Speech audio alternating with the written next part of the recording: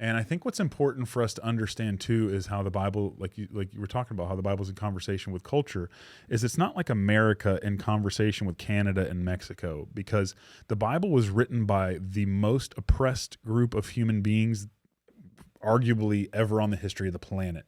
They were enslaved by their neighbors. They were oppressed constantly, and they were the small little entity. They were never this, this giant thing. And that's the thing to understand, that this isn't them just throwing rocks at their neighbors. And there is some of that. I'm not going to say that there's not all that, but I think it's very important to keep in mind the oppression of the nation of Israel and the Hebrew people throughout their history, as they're writing these narratives in conversation and polemic against these surrounding nations, that these were written against the nations that were enslaving them, carrying them off into captivity, and it shaped who they are. I have a friend who's been going through a lot of tough stuff, and just even talking about a lot of crazy things going on in the world, and suffering and the oppression, and like, how does that make sense? And not that I have any of the answers, but what gives me hope is knowing that this is who God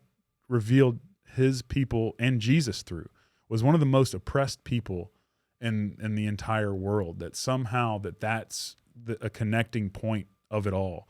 And, for Jesus, the joy that was set before him is why he endured the cross. We know that there's more beyond this, but that at the same time, I don't know, it just gives me a lot of hope to understand Israel's oppression and how God chose this specific people to speak through. Anything that you got to add to that?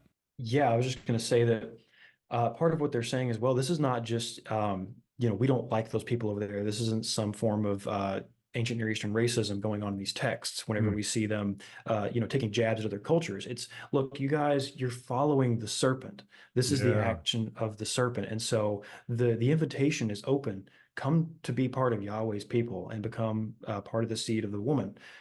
But the deities you're following, the culture that deity has built, that's a bad thing. Mm. So come join Yahweh's people. The invitation is open, but we're poking jabs at the ones who are trying to really throw down Yahweh, these spiritual powers at work. No, I agree with you. I'm going to grab my Bible. Hold on one second. Yeah.